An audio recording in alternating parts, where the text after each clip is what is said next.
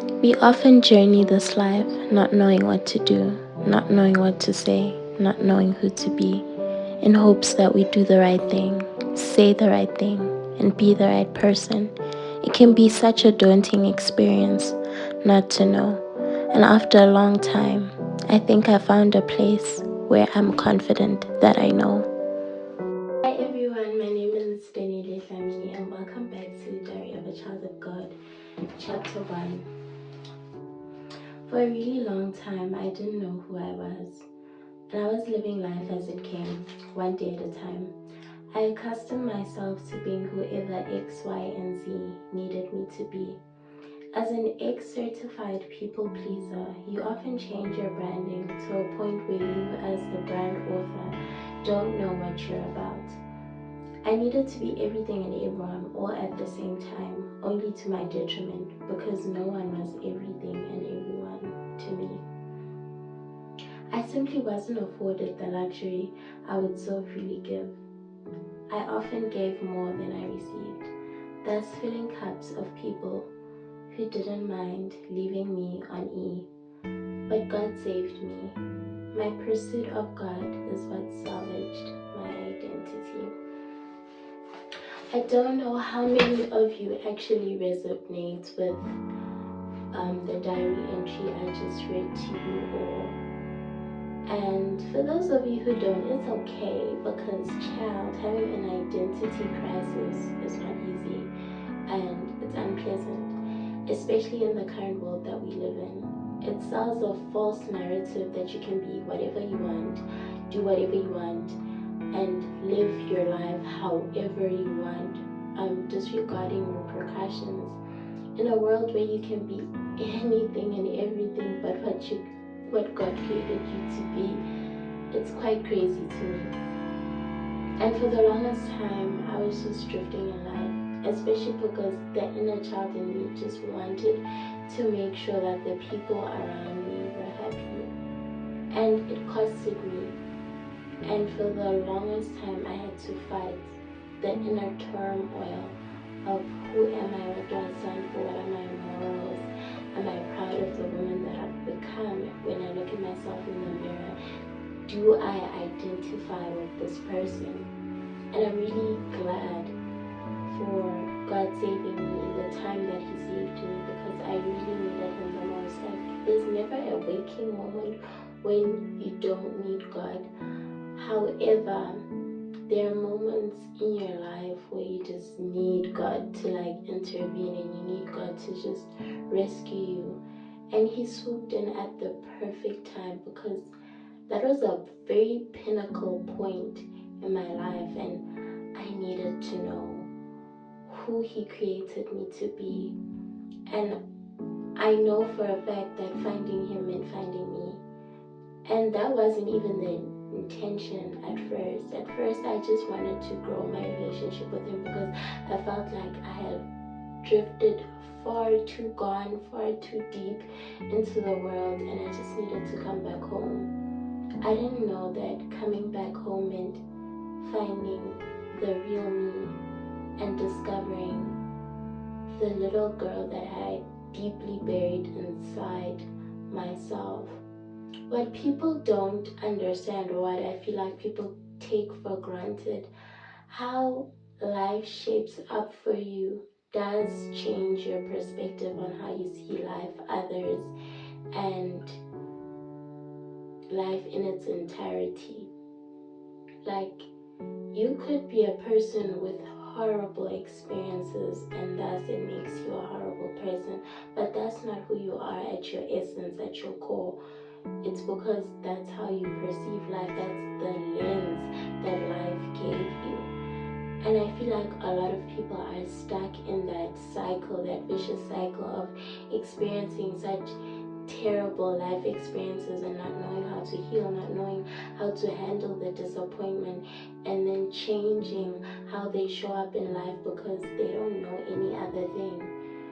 You constantly have to live your life in survival mode or highly guarded, because that's what life taught you. That's how you've experienced life. And it's a valid trauma response.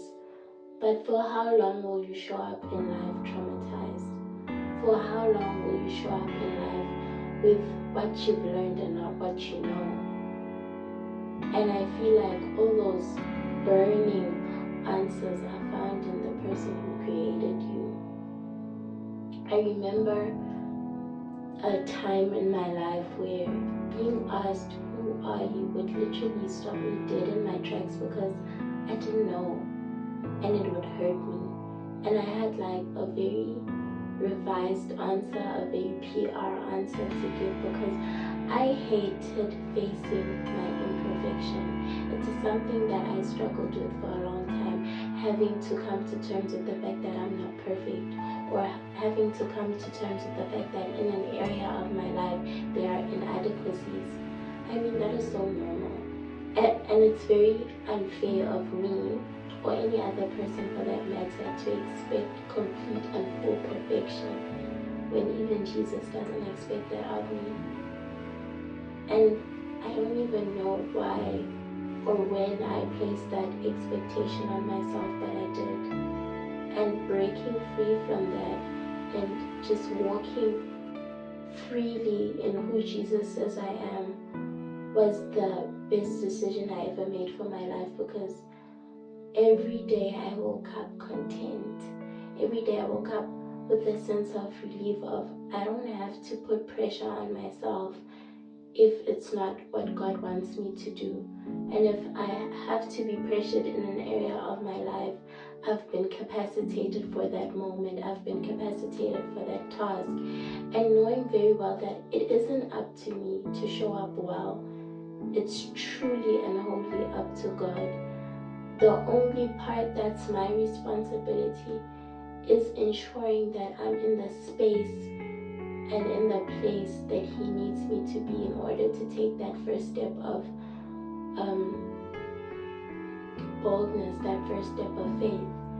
And I think we always rant about authenticity, be your authentic self, not even knowing what those words mean, your authentic self.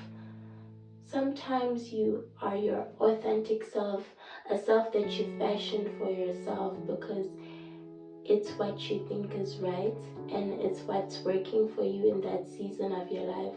Then what happens when seasons change? Because they do. And you're required to show up as a different version of yourself. Does that mean you're no longer being true to who you are because now you have to show up in the way life is calling you to show up? And that's why attaching yourself to the ideologies of this world will always leave you short, and it will never fully prepare you for the ever-changing, ever-adapting currency that we live in.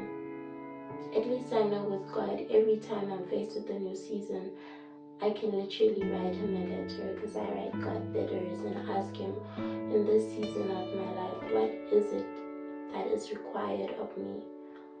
What should I let go of? What should I embrace? What should I learn?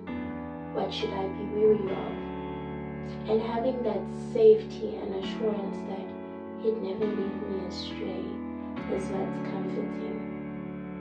I know with God, sometimes you have these big questions and you want Him to answer at that given moment. But in Him not answering in the way that you want or in the time frame that you want is a lesson within itself, and it teaches you something about yourself, and it also teaches you something about the placement that you're in that current moment. So as you journey into 2024, I want you to truly sit with yourself, be honest with yourself, be kind to yourself, and be true to yourself, and ask yourself, the person that I'm entering into 2024 in, am I proud of her or him? Is this the person that I want to embark on for this period or this season of my life? Is this something that I would be able to stand on? You gotta stand in business. But jokes aside, that was a very dry joke. But jokes aside, as we enter the new year, I don't want people to do new me, new year, no. Reevaluate who are you. You can't keep being a new you each and every year, because that means there was never a point in your life where you were just yourself. You were always a new purchase, a new product. Who is the original product? Who is the OG that God created you to be? I hope this was insightful and helpful. I hope this gave you something to think about, and I hope you have a lovely day, a lovely evening, and a lovely rest of the year. From me, Diary of a Child of God.